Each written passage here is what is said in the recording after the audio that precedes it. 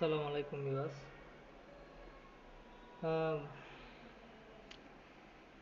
দেখতে পাচ্ছেন আমার ফল বাগান। এটা হচ্ছে কুল গাছ, হচ্ছে টক মিষ্টি কুল। কুল গাছ বয়স হয়েছে আপাতত আমার বাগানের 6 মাস। হ্যাঁ, 6 মাস হয়ে যাবে। 6 মাস পূর্বে এই গাছগুলো অনেক ছোট ছিল। আমি 6 মাস আগেও একটা ভিডিও করেছিলাম, কিন্তু আপলোড করি নাই। ভিডিওটা আছে, কিছু কাজ বাকি আছে, তারপর আপলোড করবো ইনশাল্লাহ।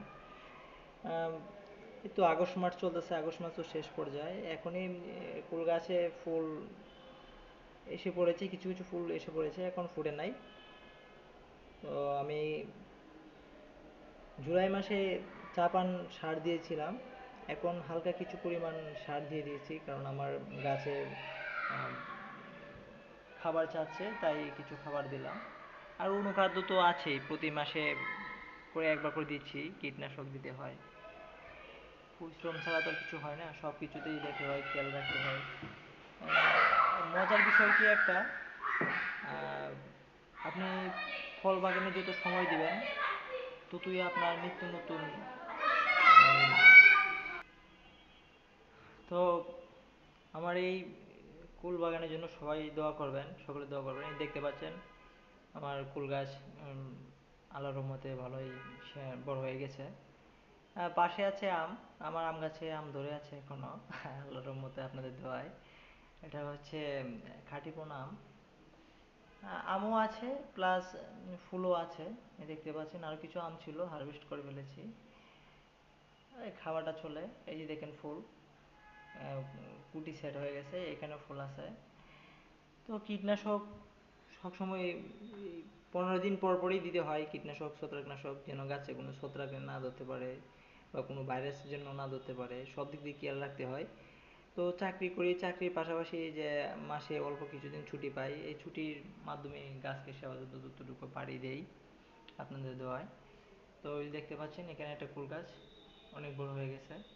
তো প্রত্যেকটি গাছের মধ্যেই আমার ফুল চলে এসেছে, কিন্তু আবার একটু সার দিয়ে দিলাম, খাবার দিয়ে দিলাম। জৈব সার আছে এখানে, ডিএপি সার আছে, সেই যে অনুখাদ্য আছে সবগুলো দেওয়া হয়েছে আংশিক পরিমাণ। এই সময়তে যদি বেশি সার দেওয়া হয় তাহলে ফুল গাছে ক্ষতি হতে পারে, কারণ এখন হচ্ছে ফ্লাওয়ার টাইম স্টেজ।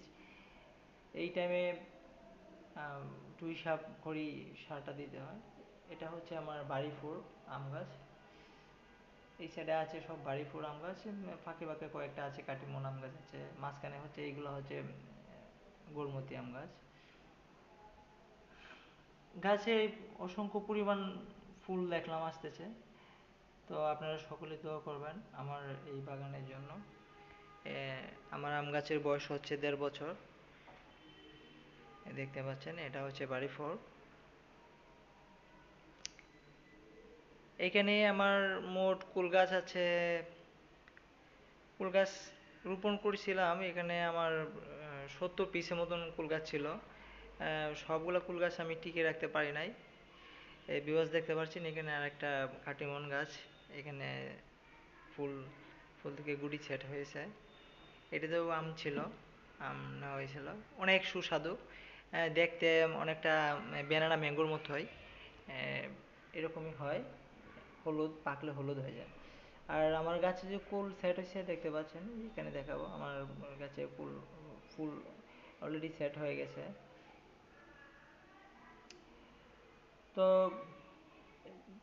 আশেপাশে তো গ্রাম অঞ্চল, তো আশেপাশে ছাগল আছে, গরু আছে, মানে ছাগল ঢুকে যায়, ছাগল ঢুকে গেলে তো বড়ই গাছ তো ছাগলের জন্য অনেক প্রিয় একটা খাবার বড়ই গাছ।